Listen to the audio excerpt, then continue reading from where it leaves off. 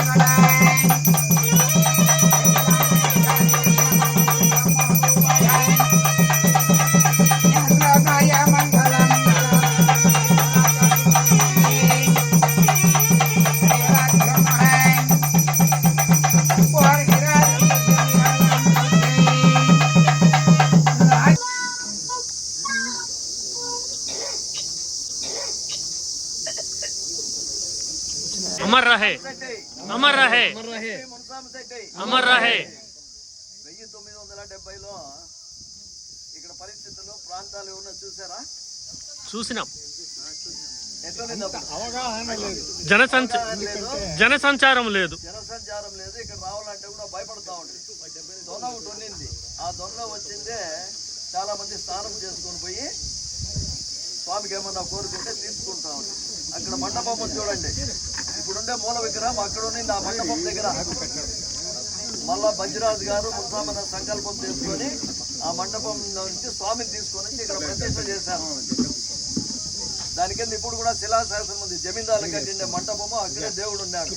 ఇప్పుడు కూడా అక్కడ శిలాశాసనం మనం రాసిండేది సంస్కృతంలో ఉంది, అది చూడొచ్చు మనం. తర్వాత ఇక్కడ కట్టిన తర్వాత అప్పుడు ఫండ్స్ లేవు. కళ్యాణ మండపం కడితే ఆదాయం వస్తుంది, గుడి మెయింటైన్ చేయొచ్చు, 10 మంది వచ్చిపోతూ ఉంటారు మన హిందువులు అనే ఉద్దేశంతో ఆపకుండే ఫస్ట్ కళ్యాణ మండపం నిర్మాణం జరిగింది. నిర్మాణం జరిగిన తర్వాత మనుషులు వచ్చేది స్టార్ట్ చేసినాడు. మళ్ళీ కంచి పీఠాధిపతులు ఒకసారి పాదయాత్ర వచ్చినారు.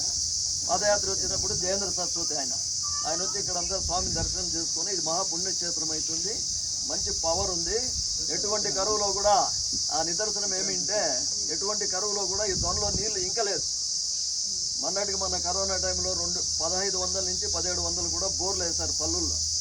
ఆ టైంలో కూడా ఇక్కడ ముందు ఏ లెవెల్ ఉన్న అదే లెవెల్లో వాటర్ స్టోరేజ్ ఉండింది, దాదాపు 1 ఇంచు కూడా తగ్గకుండా ఉండింది అనమాట. చాలామంది తీర్థాలు తీసుకొని పోయింది, ప్రసాదాలుగా కూడా ఇళ్ళల్లో పెట్టి తీసుకుంటారు.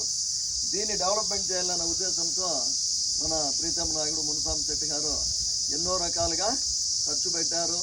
మానసికంగా కూడా ఎన్నో ఒత్తిళ్ళు ఆయన ఎదుర్కొన్నాడు. దాని తర్వాత శివాలయం కూడా ఉంటే ఇద్దరు సన్నిధిగా ఉండి శివకేశములు అనే ఉద్దేశంతో కాశీలో పోయింది. ఆడ స్వామి విగ్రహం తీసుకొని వచ్చి ఇక్కడ ప్రతిష్ట చేశారు. ఆ ప్రతిష్ట కూడా ఎన్నో అవాంతరాలు, ఎన్నో ఉడుదుడుకులు, ఆయన పర్సనల్గా కూడా చాలా లాస్ అయ్యారు. అయినా కూడా సంకల్పము తీసుకొని దాన్ని నిర్మాణం పూర్తి చేసి తర్వాత స్వామి తర్వాత పార్వతీదేవి పెట్టాల. డోనర్స్ లేరు, ఎవరు డబ్బు తక్కువ ఉన్నా కూడా పనులు జరగటం లేదు. ఎట్లా అంటే కదా దొంతి రాజేంద్ర అని ఆయన మోటివేషన్ చేసి దొంతి రాజేంద్రకి చెప్పిన తర్వాత పక్కన అమ్మవారిశాల పార్వతీదేవిది, అమ్మవారిశాల అంటే మన వాసుదేవి వస్తుంది, ఇక్కడ పార్వతీదేవి గుడి కట్టి ఆయన దాన్ని స్టార్ట్ చేశారు. తర్వాత కొన్ని కారణాలతో అందరు రిజైన్ చేస్తే ఈ కొత్త సత్రం కూడా ఒకటి నిర్మాణం చేయాలనింది నెక్స్ట్ ప్రెసిడెంట్ గురుమూర్తి శెట్టి గారు, భీమశెట్టి గురుమూర్తి శెట్టి, ఆయన హ్యాండ్ ఓవర్ అయినప్పుడు ఆయన స్థాపించలేదు ఆ 2వ సత్రం. ఇట్లా ఈరోజు తర్వాత అన్న సంకల్పము పాత గుడి కొట్టేసి కొత్తది కట్టాలని అప్పుడే ఎన్నో ప్రయత్నాలతో కొన్ని ఫండ్స్ కూడా తీసుకున్నాడు, అందరి దగ్గర వాయిస్ కూడా తీసుకున్నాడు, ప్రామిస్ తీసుకున్నాడు. ఆయన ప్రాప్తి లేదు, మనకి ఆయన చేతిలో చేపించుకుంటే రుణం లేదు. ఆయన దివంగతులైన తర్వాత కొండవీట నాగరాజ దీన్ని ప్రారంభించినాడు. ప్రారంభించిన తర్వాత మధ్యలో ఆయన కూడా స్వర్గస్థులైనారు. తర్వాత మెల్లమెల్లగా కమిటీ హ్యాండ్ ఓవర్ చేసుకుంది, కమిటీతో పూర్తి చేస్తున్నాము. ఈరోజు మీరు చూస్తే నిర్మాణం చూడండి, దాదాపు 1.5 కోటి పైన ఖర్చు అయింది. 6వ తేదీ దీని ప్రతిష్ఠ ఉంది. అందరూ కూడా వచ్చి ఆ రోజు ప్రతిష్ఠ కార్యక్రమాల్లో కూడా పాల్గొనాలని కోరుతున్నాము. ఏమి ఈరోజు విగ్రహావిష్కరణ అంటే వాళ్ళు స్ఫూర్తిదాతలు, వాళ్ళ జీవితాలని, వాళ్ళ ధనాన్ని వాళ్ళు ఎంతో త్యాగం చేసి అనుకున్న పని నిరంతరంగా చేయాలనే తపన వాళ్ళు దైవకారాల ముందున్నారు. అట్లా వాళ్ళు స్ఫూర్తిదాతలుగా ఉండాలనే ఉద్దేశంతోనే ఈరోజు అన్నగారి విగ్రహము కమిటీ తరఫున ఓపెన్ చేయడం జరిగింది. ఒకసారి అన్నగారిని తలుచుకుంటూ విరమిస్తారు. జై బోలో ఎస్పీ మునిస్వామి శెట్టి గారికి, మునిస్వామి శెట్టి గారికి, ఎస్పీ మునిస్వామి శెట్టి గారికి. ఇదే సందర్భంలో దేవాలయ ధ్వజస్తంభం కూడా ప్రతిష్ఠ జరిగింది. చాలా శుభ సమయము. రేపటి రోజు అంతర్వాహిని అయిన సరస్వతి మాత పుష్కరాలు కూడా ప్రారంభమవుతున్నాయి. వైశాఖ మాసం చాలా శుభప్రదమైంది. ఎస్పి బాలసుబ్రహ్మణ్యం గారు ముఖ్యంగా 1970 నుంచి ఇంతవరకు జరిగిన విషయాలన్నీ కూడా మనకు తెలియని విషయాలు అందరికీ అవగతమయ్యేలా చెప్పడం చాలా ముదావహము. తర్వాత మనలో ఎస్పి మునిస్వామి శెట్టి గారు తెలియని వారు ఎవ్వరు లేరు, అందరికీ తెలుసు. ఆయన నిరాడంబరుడు, వినయశీలి. ఆయన కార్యక్రమాలు ఇక్కడ ఆలయ అభివృద్ధికి ఇక్కడే కాదు, పుంగనూరు టౌన్ మొత్తం, రాష్ట్రం మొత్తం, జిల్లా మొత్తం జరిగినాయి.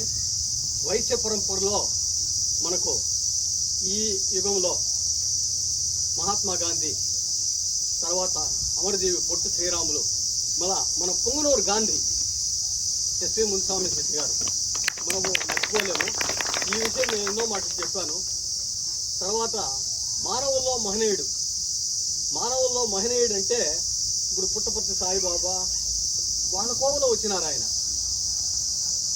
ఇప్పుడు గడిచిన యుగాల్లో పోల్చుకుంటే శ్రీరామచంద్రునితో పోల్చుకోవచ్చు మనం. దశరథ మహారాజుకు 4 కుమారులు.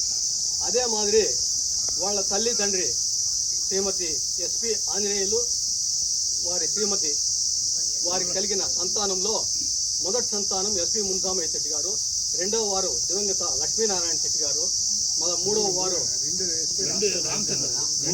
రామచంద్రయ్య, సారీ తెల్లు, మా మూడవ వారు దివంగత లక్ష్మీనారాయణ చెట్టి గారు, తర్వాత కృష్ణ భగవాన్ గారు, మన ఎదుటి ఇద్దరు ఉన్నారు ఇప్పుడు.